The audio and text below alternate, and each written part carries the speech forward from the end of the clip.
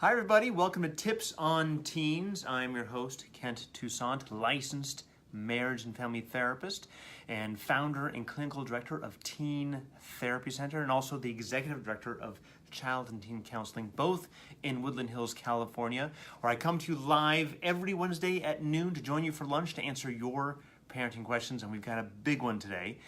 Today's question is, at what age should I let my teenager date? All right. All of you parents out there, are you screaming right now? Are you going, Calgon, take me away, not dating, no! It will happen. Teenagers are attracted to each other and it happens. We were teenagers once too. It's really important that we as parents get comfortable with the fact that our kids will have crushes, they'll have sexual thoughts, sexual feelings. And so when it comes to what age we allow our teens to date or not date, I think there's a different way to look at it. I think it's not about an age, because if you try to legislate, you have to be this age or you can't do it. If your kid really wants to date someone, they're going to do it behind your back. And then they're not going to have you as a source of support and guidance. So instead, I think is we want to prepare our teenagers to be ready to date once they have those thoughts and feelings and they have a partner who wants to date them too. Now, I know you're probably getting scared right now because you're thinking, wait a minute, Kent, my kid's not going to be emotionally ready for this.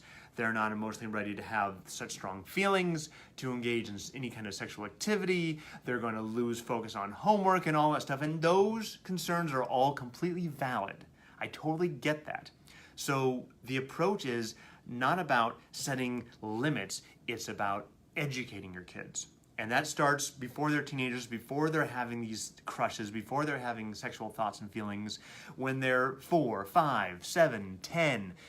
That's when you want to start talking about these things, because that's when it's not really heavy for kids. You can talk about educating your kid with them about sex, and it's like talking about tying shoes. It doesn't have any weight or awkwardness to it. If you wait till they're 13, it gets really awkward.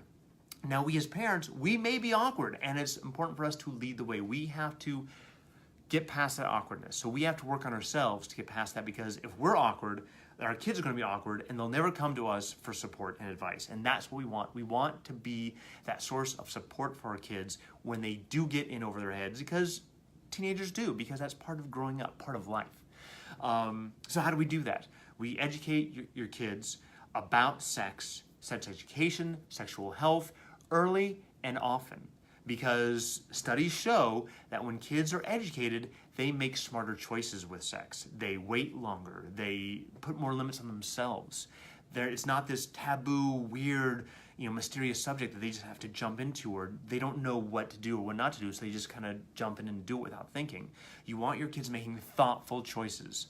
Secondly, it's not just about the birds and the bees. It's also about relationships and respect, and how much are we as parents modeling a respectful relationship at home?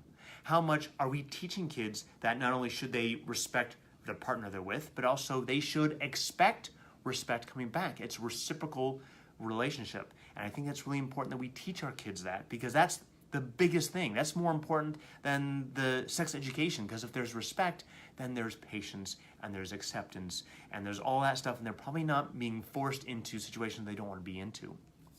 And just like with homework, because I know you're thinking, but Kent, homework! I get it. We'll get to that right now. So homework, you would set limits on homework and dating just like you would homework and friends. If they want to go out on Saturday night with their friends and they haven't finished their homework, maybe they can't go out because they didn't do their homework. But if they did their homework, then they get to go out, or they have their friends come over. Now, you may also have a new rule of, hey, when your boyfriend or girlfriend's over, you got to keep the door open. That's a pretty standard rule, and that's kind of acceptable. Will they try to find other places to make out?